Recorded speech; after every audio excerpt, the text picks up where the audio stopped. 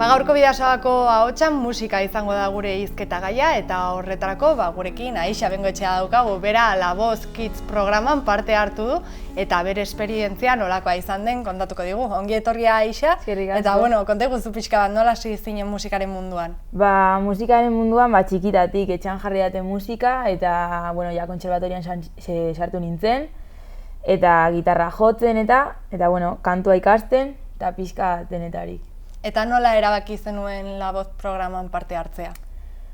Ez dakit, egia da ez dela izan nire lehenengo saiakera, baina, esan nun, joan nahi dut eta saiatuko naiz lortzen, egia da zaila dela, zen jende askok parte hartzen du, baina azkenean lortu dut. Eta horretik ze beste lehiaketetara aurkeztu zara? Ez, bakarrik La Voz Kidsen. Bale, eta zenbat aldiz? Bi alditan. Osea, bigarrenean ja sartu zinen, ez? Bigarren bai. Bale, eta ez dakizte formakuntza izan duzun musikari dagokionez, zure kontu ikasten duzun edo kontserbatorioren batean edo abesbatzaren batean ibilizaren? Hasi nintzen kontserbatorioan, Irungo kontserbatorioan, ikasi nuen solfeo, gitarra, baita ere koro, eta gero ja bertatik desapuntatu nintzen eta hasi nintzen eskola musiken kantu ikasten. Bale, eta imaginatzen dut, esperientzia hori lagungarria izan zaizula, ez? Bai. Programara sartzerako orduan. Eta gero programan nolako izan da esperientzia, nola ikusi duzu zure burua? Super ondo. Zeren egia da nire burua ikusi dela programan batez ere goraka. Beti hobetzen eta super ondo. Esperientzia, brutal. Hori, da, lehenengo fasea pasatzea lortu zenun, Vanessa Martinek baiezkoa eman zizun, ez dakit berarekin abestu nahi zenun, bera irakasle izatea nahi zenun, edo nolakoa izan zen? Ni egia esan da ez neukan coach bat fijatuta. Ni jo nintzen, bigarren aldian, algo nintzen sartu eta sorti izan nun, ondo egin nun, edo ez dakize, baina lortu nun. Eta Vanessa Martinekin super ondo, asko irakatsi dit. Eta komentatu didazu, hori programaren barruan zure buruak goraka ikusi duzula, ez dakit, telebistatik ikusita, etxetik ikusita oso desberdin ikusten da dena? Ikusten da ezberdin, baina batez ere ikusten duzulako dena montatu da, zeren zuk momentuan ikusten duzu entrevistak, egiten duzu abestu, baina gero ez duzu, ez nizu gogoratzen nola izan dena, ez nizu gogoratzen, eta orduan, batean ikusten duzunean zure burua telebistan da, fuah. Harrigarria, ez? Harrigarria. Eta gero programak aurrera egin ala, hori finaleraino iritsi zenen, ez dakit hasieran imaginatzen altzenun hain urruti iristeko gai izango zinenik? Zeren gainera nire lagun guztiak ziren super onak eta, zaila zen, ez? Baina, hala ere, nik nola nire buruarekin jo naiz ikasten eta praktikatzen asko eta lan gogorra izan da, baina, ondo. Gero, telebista saio honek, jende famatu asko ezagutzeko aukera eman dizun, da ez dakit nolakoa izan den hori, norekin ibili zara? Ez, hori, coachekin, coachak ezagutu ditut, eta gero Itanarekin eta Pablo López, jundirela baitera bestera, baitera ezagutu izan ditut. Eta gero ezagutu dut Alex Ubago, baina ja programatik aparte. Izan dut aukera bera ezagutzeko, baina momentuz, ja ez dago gaizki. Hori da, munduan sartu zara, eta gero lagunak ere egingo zenituen, ez? Lagunak bai, baina programan, gero ja abeslariak, ez, baina programan bai, pila bat. Bale, eta hori finalean nola bizi zenun, nolakoa izan zen finala? Azkenean ondo zegoen dena erabakitzeko, ez? Bai, programa finalean, ez dakit, nik ikusi dut nire burua geroz eta hobeto, geroz eta lan handiagoekin egiten zen, geroz eta abesti gehiago ziren. Eta ja finalean izan zen disfrutatzera, ja ez daude urduri, ja dena pasatu da.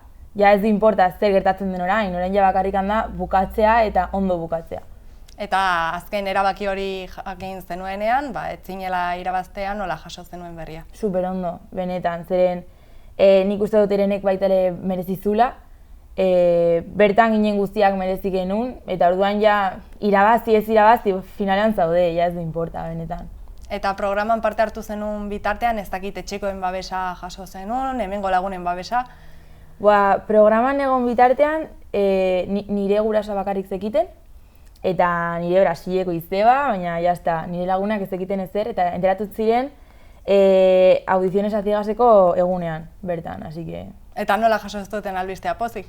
Bai, geratu ziren, como, nola? Pero ez zuten ezer ez lotzen momentuan zen, como, zaiazu esaten, baina gero ja bai, telebistan ikusten eta poliki. Eta behin ja programa amaituta, ez dakit hori jarraitzailerik ikusten alduzun kaletik, jendeak ezagutzen zaituen, nolakoa da hori? Bai, batez ere Irunen, pues eso, badago jendea gelitzen dela zuri begira, badago jendea gelitzen izuna, egin argazki bat nire semearekin, eta da super guai. Zen azkenean jasotzen duzu jendearen beroa, eta da niretzat garrantzitsuena. Eta behin esperientzia hau amaituta, ez dakit orain ze asmo duzun musikaren munduan, formatzen jarraitu nahi duzuna edo zeintzuk diren zure ideiak? Formatzen jarraitu hori beti, eta ez dakit, ni irekita nago plan berrietara, baina momentuz hori jarraitzen dut kantu klasetan, institutuan eta poliki, ez dago presarik. Bai, oraindik gaztea zara eta hori ikasketekin tartekatu beharra duzu, ez? Bai. Erraxa da hori? Ni programan egon nintzen ikastolako denboraldian, orduan, baina azkenean jakin nun eramaten, abestiak ikasten, etxeko lanak egiten, dena juntu, baina ondo eraman dut. Eta erraxa iruditzen altzaizu musikaren munduan sartzeko aukera hori topatzea? Ez da erraza edo zaila, zeren ja bisibilitatea baduzu. Ja jendeak ikusi zaitu, jendea badaki noraino iritsi zaren, baina gero ja dago jendeari zer gustatzen zaion, zu zer zauden prest emateko, abesteko eta jendeari erakusteko. Orduan, a ber. Orain musikaren merkatuan gainera abeslari pilo bat daude, oso desberdinak, estilo oso desberdinak, zein izango litzateke zure estiloa edo nola gustatuko litzaizuke kantatea? Zer hautatuko zenuke? Ni jarraituko nuke gutxi gorabehera programan egin dudan estiloa. Asko, gero ez da gehiago abeste dut erderaz, baina benetan asko gustatzen delako estilo hori, egia da letrak ikasteko eta sentitzeko eta asko zerresago dela. Eta baita ere inglesa, pilo bat gustatzen zait txikitatik abestu dut inglesez, eta hor. Hor zabiltza, ez? Hor nabil. Eta zer uste duzu dela zu ezberdintzen zaituena, beste abeslari batzutatik? Ez dakit ezberdintasuna, baina egia da asko gustatzen dela transmititzea, eta nire parte bat, hain itxia naizen, zeren nik jartzen naizenan estenatoki batean, da como, ostras, jende pila dago, tal, baina egia da, horrek baitere ematen dizu aukera, baitere transmititzeko justo hori, ez? Duzun beldur hori transmititzeko.